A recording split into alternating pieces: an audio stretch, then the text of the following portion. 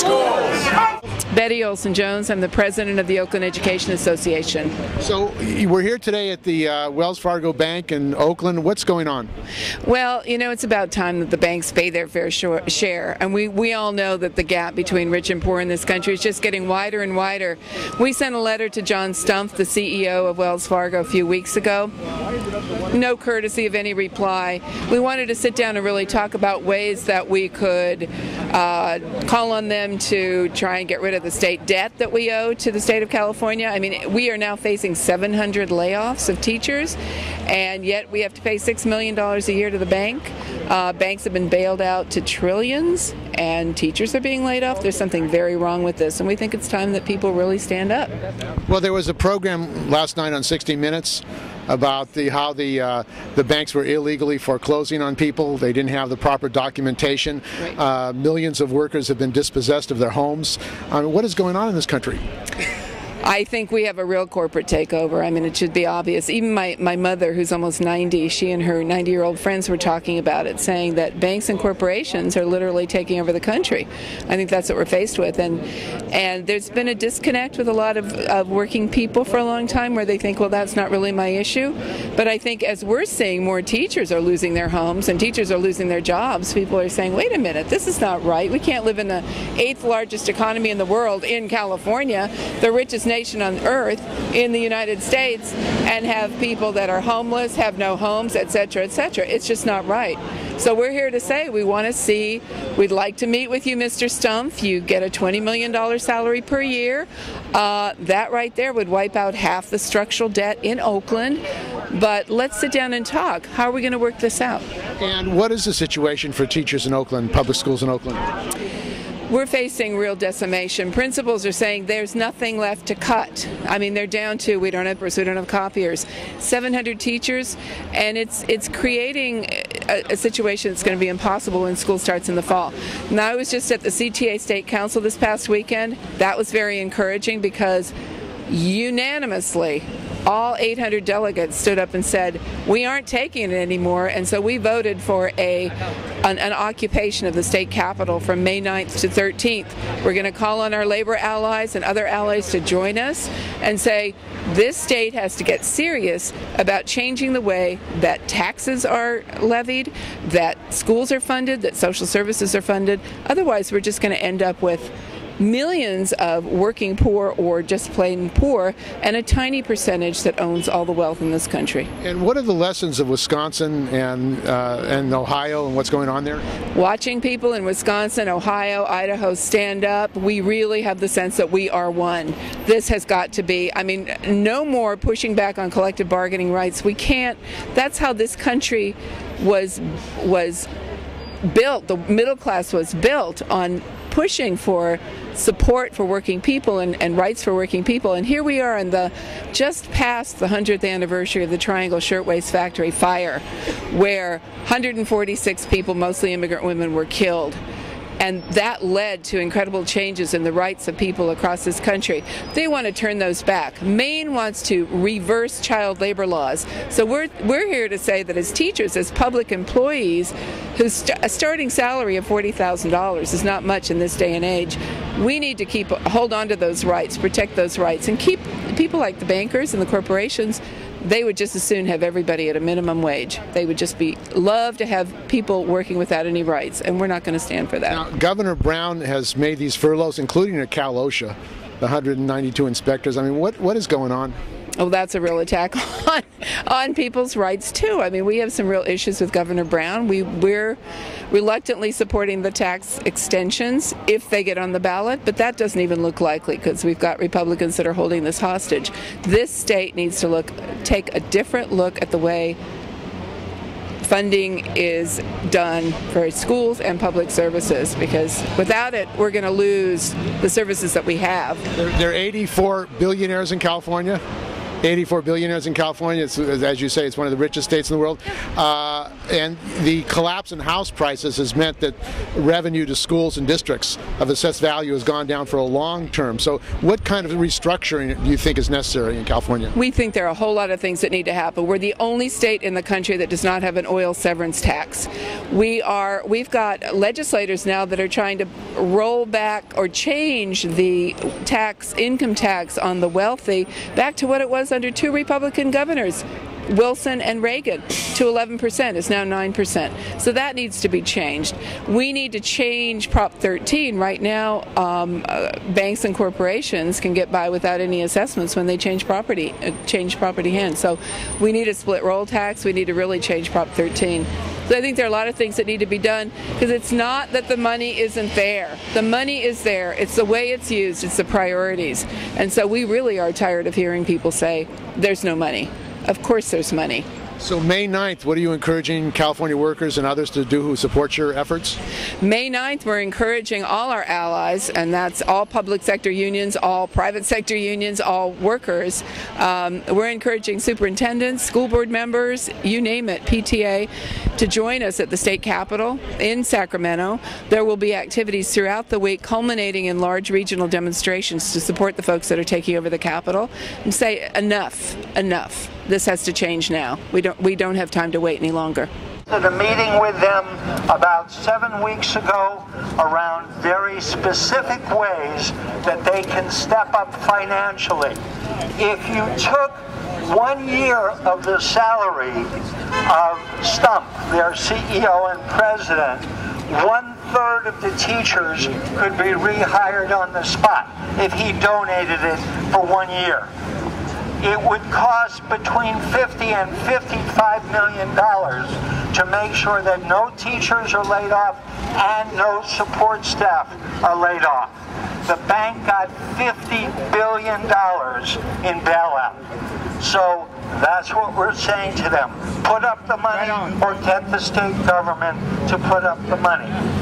Now, in terms of what we are planning to do, there's a quote on this leaflet from King about the purpose of direct action is to create a situation so crisis-packed that inevitably the door will be open to negotiations.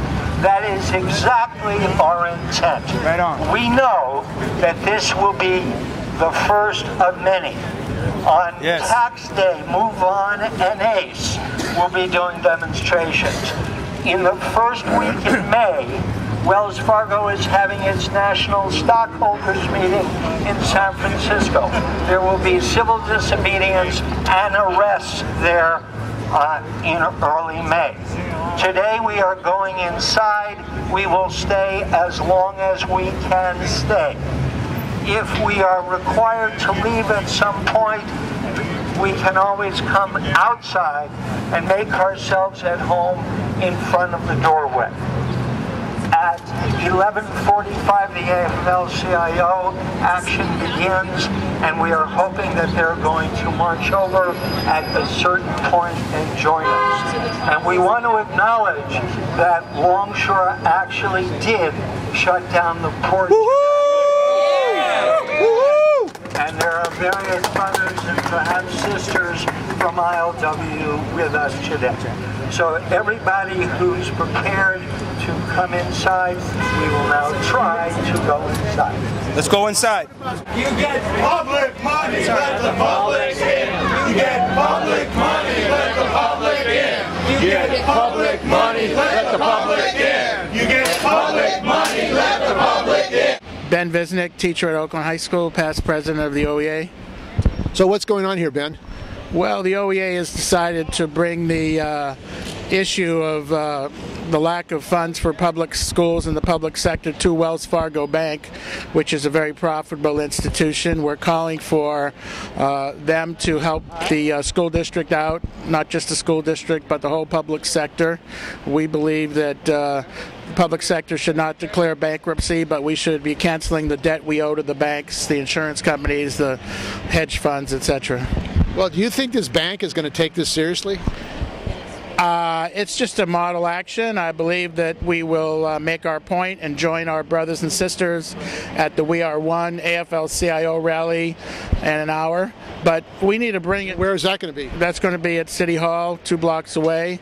And we need to go where the money is, and that's Wells Fargo Bank here in Oakland, as well as Bank of America, Citibank, and Chase. If you look at these 4 banks, which are very busy in Oakland, they could write a check to the school district, write a check to the city to cancel all these layoffs. And if they were really concerned about the people and not token donations to the schools, they would step up and allow the debt to be canceled. And what is the situation in the Oakland schools? 538 teachers and support staff have been laid off. That's just the certificated. We're expecting hundreds of classified employees also to get pink slips. This is the worst crisis since the Great Depression, and it's time for no business as usual. And what is going on nationally with the unions?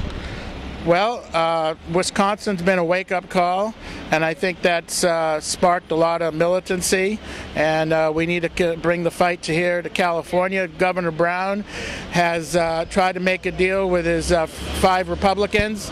That doesn't seem to be working out, but we can't rely on the Democrats. The labor movement needs to organize itself and make alliances with the majority of people, which are the working people and the middle class. Now, some unions in Wisconsin, the South Central Labor Council, called for a general strike. Do you think that's the kind of action that's necessary? Well, the last general strike in the United States was right here in Oakland in 1946, so I don't see why we can't help them out. You think it's appropriate for this time? I think so. Okay.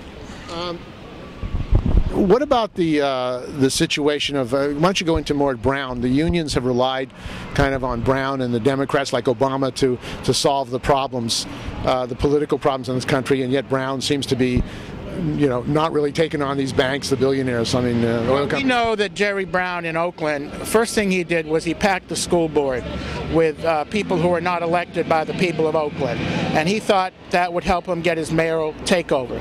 That failed. Then he turned to charter schools. He has a couple of trophy charter schools. As a matter of fact, his celebration party was right down the street at the Oakland School for the Arts in the Fox Theater. He solicits, and he's still doing it as governor of California, donations from corporations for both his Oakland Military Institute and for the Oakland School of the Arts. Why can't he do fundraising for the Oakland public schools? Why is he just focusing on his 2 trophy schools? And so we see that, Brown's, he's tempered his support for charter schools right now temporarily. But those of us who have been involved in the struggle in Oakland, we know we can't trust Jerry Brown. Well, what is the situation of privatization, charter schools? It seems like the Obama administration has got a lot of money for private schools. They're pushing the agenda of these private schools. They say that's the solution to the education crisis. Well, I think we see, those of us who have watched this, that the charter schools are a Trojan horse toward privatization. They're semi-public or semi-private. And we know that they couldn't get vouchers in the front door.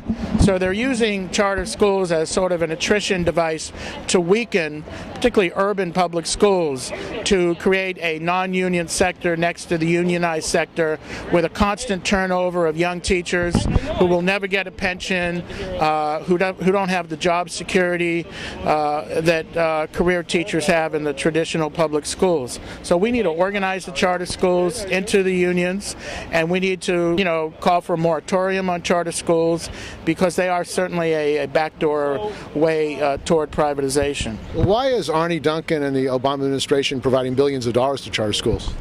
Well, I think that if you look at Arne Duncan's history in Chicago, and that's where Obama's from, this is not a change with them. That's the agenda they had in Chicago, and they're continuing it nationwide. Rather than calling on, taxing the banks more and taxing the rich, they want to create a few model charter, quote, public schools to make it look like they're actually doing something for poor, working kids, poor, children of color. And you see with this propaganda that's been put out in these movies, Waiting for Superman, that this is a very manipulative way to divide, the public school constituency. But people who really, look at it know that it's a false solution, and it's just going to create you know, a few schools for students who are lucky to attend getting much more money than the public schools, and they'll say that's what the public schools need to do, but they won't give us the money to do it. And they're laying off thousands and tens of thousands. Laying off thousands of unionized educators. And what they probably want to see is some of the laid off teachers go to the charter schools without union protection. Schools, not banks. Schools, not banks. Schools, not banks. Schools, not